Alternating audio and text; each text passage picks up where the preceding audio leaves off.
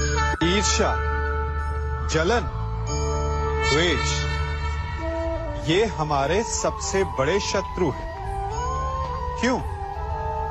क्योंकि हमारे सबसे बड़े शत्रु वो होते हैं जो हमें सबसे अधिक हानि पहुंचाएं, और हमारी सबसे बड़ी हानि होती है समय की हानि।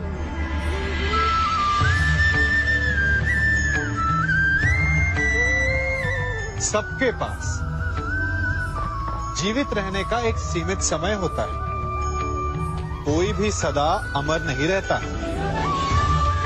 जलन और द्वेष के कारण हम जो समय अपने विकास और प्रगति में लगा सकते थे, वो समय हम उसके विषय में सोचने में लगा देते हैं, जिससे हमें ईर्ष्या है। जलन की अग्नि शत्रु से अधिक स्वयं को जलाती है, तो अपने जीवन को धुआं बना देना क्या उचित है? किसी की प्रगति को देखकर अपने मन में ईर्ष्या और जलन आने से उचित क्या ये नहीं होगा कि हमारे कारण किसी के होठों पर मुस्कुराहट आए? एक बार अपने मन से जलन को निकाल के तो देखिए, अपने आप को बहुत ऊंचा पाएंगे और समझ में आएगा कि इस ईर्ष्या के कारण हमने क्या क्या खो दिया है।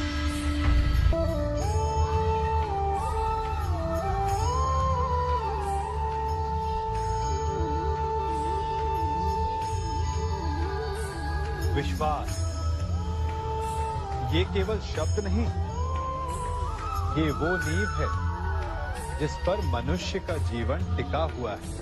किंतु आज या तो हम किसी पर अविश्वास करते हैं या फिर किसी पर अंधविश्वास। दोनों ही परिस्थितियां घातक होती हैं, क्योंकि जहां अविश्वास हमारे मन में भय और असुरक्षा को जन्म देता है, वहीं अंधविश्वास आक्रोश को। तो प्रश्न ये उठता है कि विश्वास की परिभाषा क्या है? विश्वास की परिभाषा जाननी है तो अपने मन से पूछिए। पहले स्वयं पर विश्वास कीजिए कि आप इस संसार के सबसे महत्वपूर्ण व्यक्ति हैं, और ये विश्वास आपको अपनी शक्ति का ज्ञान करवाएगा, और शक्ति अपने उत्तरदायित्व का, और फिर अपने आप लक्ष्य मिल जाएगा, मार्ग मिल जाएगा। गर्व, अभिमान और अहंकार, ये तीनों सुनने में एक जैसे लगते हैं, परंतु तीनों का अर्थ भिन्न होता है और परिणाम भी। तीनों का आरंभ प्रेम से होता है। स्वयं से प्रेम, परिश्रम हमारे मन में गर्व को जन्म देता है, और सफलता अभिमान जगाती है। यहां तक ठीक है, परंतु जब ये भावना अहंकार बन जाती है, तब वो समस्या बन जाती है, क्योंकि सबसे बुरा अंत अहंकारी का ही होता है। परंतु मनुष्य के लिए पहेली यही है कि पहचाना कैसे जाए कि अहंकार जग गया है और उसका दमन आवश्यक है। इसका उत्तर मैं नहीं, आपका मन देगा। जब तक आप स्वयं से प्रसन्न हैं, जब तक आप सबसे ऊंचा उठने का प्रयास कर रहे हैं, तब तक ठीक है। परंतु जब आपके मन में दूसरों को नीचा समझने का भाव आ जाए, तो सावधान हो जाइए, क्योंकि यही अहंकार है।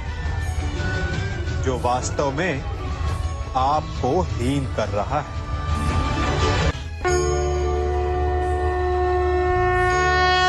मनुष्य का मन स्वभाव से ही चंचल होता है। अब बालकों को देखो, माता पिता कहेंगे कि नदी के पास मत जाना, वन में मत खेलना, तो अवश्य वो वही करेंगे जिसके लिए उन्हें मना किया गया। बंधन को तोड़ने का जो रोमांच है वो मनुष्य के मन को सदा ललचाता है, परंतु बंधन और मर्यादा में बड़ा अंतर है। कभी कभी बंधन तोड़ना उचित होता है, परंतु मर्यादा तोड़ना नहीं, चाहे वो प्रेम की, शत्रुता की हो या फिर अतिथि की। फिर ये प्रश्न उठता है कि मर्यादा है क्या? हमें कैसे भान हो कि किस सीमा को हमें पार नहीं करना चाहिए? जैसा व्यवहार आप किसी दूसरे से अपने लिए चाहते हैं, वास्तविकता में वही आपकी भी मर्यादा है। जो सीमा आप किसी दूसरे को पार नहीं करने देना चाहते, वही सीमा आपकी भी है। जिस दिन से आप अपने मन से ये प्रश्न करना प्रारंभ कर देंगे, तब से ना आपसे कोई मर्यादा भंग होगी, ना ही कोई अपराध होगा। कदाचित इसीलिए कहा जाता है कि जब आपका मन नियंत्रण में हो, तो आपके हृदय के साथ साथ ईश्वर आपके मन में भी वास करता है। जिससे आप अपनी मर्यादा का प्रश्न पूछोगे, तो वो कभी अनुचित उत्तर नहीं देता।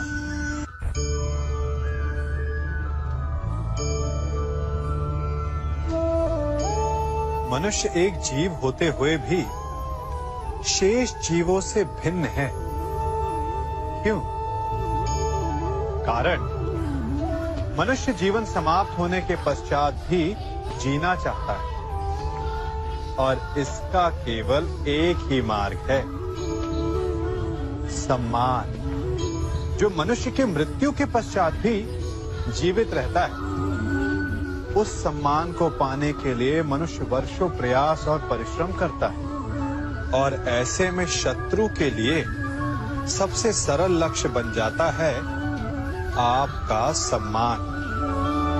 हम अपने शत्रु का अपमान करके उसके वर्षों से कमाए सम्मान को छिन्न भिन्न कर देना चाहते हैं, परंतु कर्म करने से पूर्व परिणाम पर एक बार विचार अवश्य कर लीजिएगा। वर्षों से संचित शत्रु के मान को भंग करके आपको संतोष अवश्य मिल सकता है, परंतु वो शत्रु अपने जीवन के शेष हर पल उस अपमान के प्रति उत्तर में लगा देता है।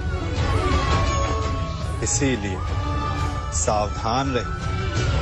किसी का अपमान करना स्वयं आपके लिए भी हानिकारक सिद्ध हो सकता है।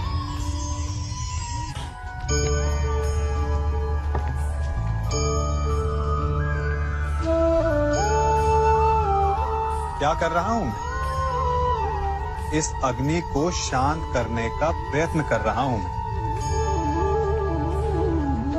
परंतु एक अग्नि दूसरी अग्नि को कभी शांत नहीं कर सकती,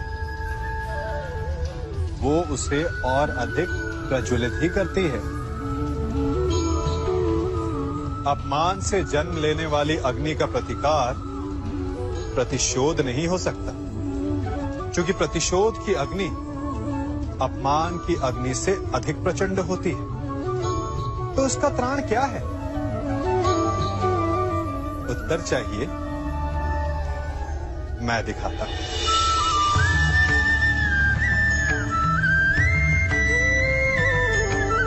ये लकड़ी है शांति की, ठंडी, गीली।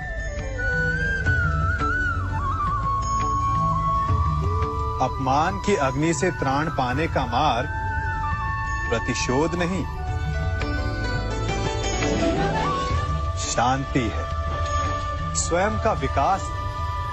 अपने आप को इतना बड़ा बना लो कि आपका शत्रु आपका अपमान करने का प्रयास ही ना कर पाए। अन्यथा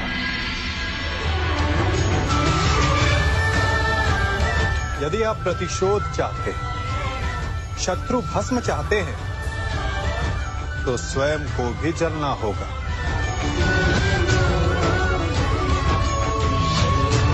क्योंकि प्रतिशोध की अग्नि स्वयं को भी जलाती है, और ऐसा आप कदापि नहीं चाहेंगे, है ना?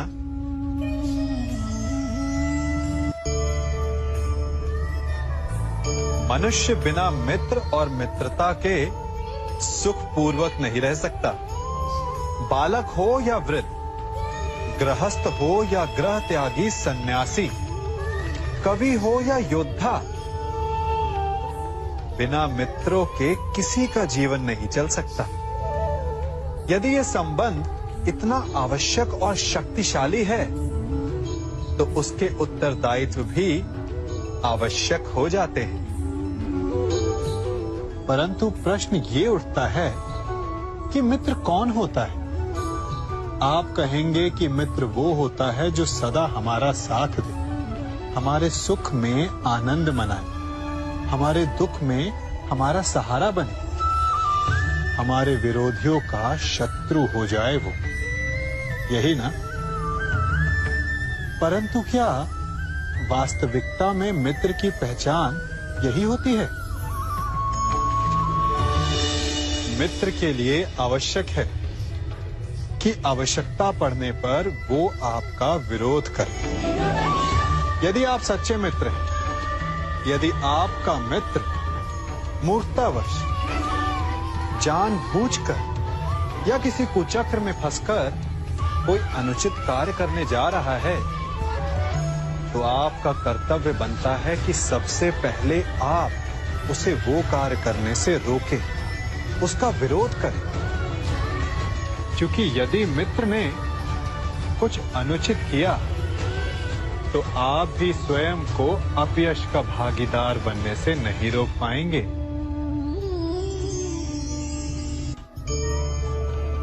कभी किसी के यहाँ अतिथि बनकर गए हो? क्या अपेक्षाएं होती हैं आपकी? कि आपका स्वागत हो, सम्मान हो, यही ना?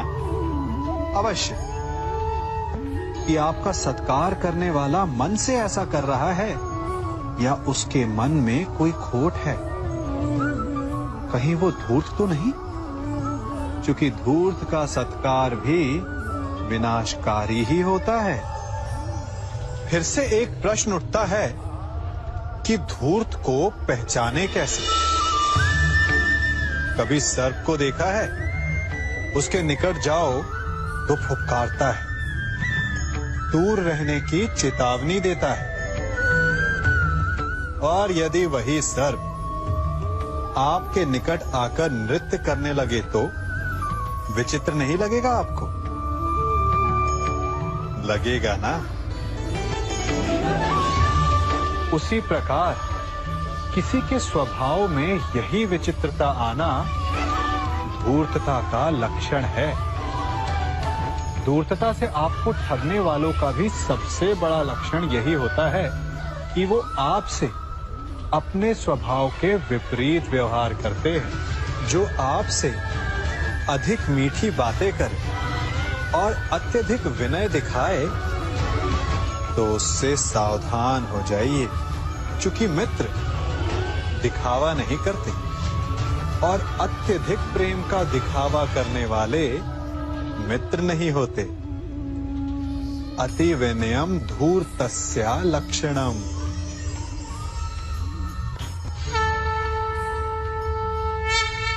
जन्म से लेकर जीवन पूर्ण होने तक हम आगे बढ़ने का स्वप्न देखते हैं, नए नए लक्ष्य पाने का प्रयास करते हैं, परंतु जीवन में सदैव आगे बढ़ना भी ठीक नहीं होता।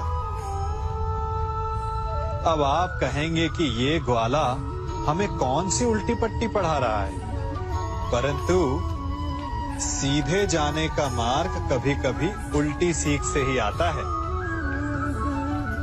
कभी कभी आगे बढ़ने से अधिक आवश्यक हो जाता है रुक जाना, स्वयं पर विराम लगाना। अच्छा स्वास्थ्य पाने के लिए भोजन करने से अधिक महत्वपूर्ण होता है कि आप कब भोजन करना रोक देते। अच्छा संबंध बने उसके लिए आवश्यक होता है कि आप कब अधिक हस्तक्षेप करना रोक देते।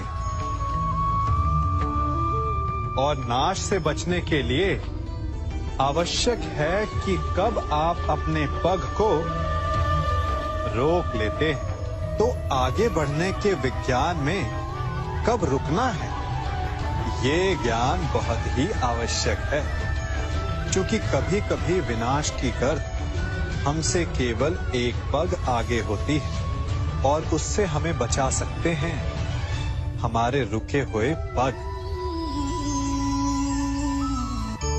चाह मनुष्य के जन्म लेते ही उसके मन में जन्म ले लेती है। चाह जीवित रहने की, फिर प्रेम की, फिर आनंद की, फिर सफलता की। परंतु सबकी चाह पूर्ण नहीं होती। हर एक के पास अपनी चाह ना पूरी कर पाने के सैकड़ों कारण होते हैं। अपना लक्ष्य ना पूर्ण कर पाने के सहस्त्र बहाने होते हैं और हम ये जान ही नहीं पाते कि कब हमारी असफलता के कारण हमारे ना प्रयास करने के बहाने बन गए।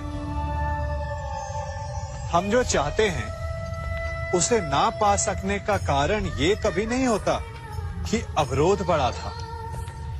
कारण ये होता है कि हमारा प्रयास छोटा था। कभी कुएं से पानी निकाला है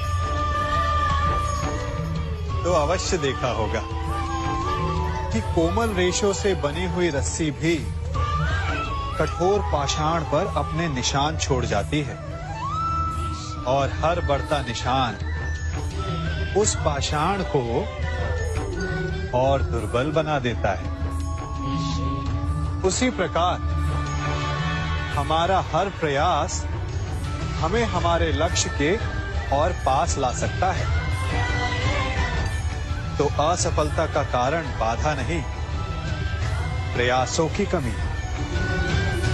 प्रयास कीजिए, फिर देखिए आप जो लक्ष्य चाहेंगे वो मिल जाएगा। मनुष्य का मन बहुत ही चंचल होता है, इसीलिए कभी कभी कुछ नया कार्य प्रारंभ करने से पूर्व हमारा मन संशय से घिर जाता है और ऐसे समय में हम प्रयास करने से पीछे हट जाते हैं। और इन सब का कारण है स्वयं पर अविश्वास, दृढ़ निश्चय की कमी। हम जिन्हें ऊंची दृष्टि से देखते हैं, जिन्हें अपना आदर्श मानते हैं, उनके जीवन में गहराई से देखिएगा, केवल एक ही अंतर पाएंगे, निश्चय का अंतर। ये निश्चय ही है जो हमारी प्रतिभा को धार देता है, हमारे प्रयासों को शक्ति देता है। ये निश्चय का अंतर ही तो है कि एक मनुष्य सागर की गहराई में जाकर मोती ले आता है और दूसरा हार मानकर किनारे पर बैठ जाता है। तो हार तब नहीं होती जब आपका प्रतिद्वंदी आपसे जीत जाए। हार तब होती है जब आप ना लड़ने का निश्चय कर लेते हैं। इसीलिए यदि मार्ग बंद हो जाए तो उसे खोलने का प्रयास करो, और यदि मार्ग ना खुला तो भी अपने प्रयासों से नया मार्ग बना लोगे।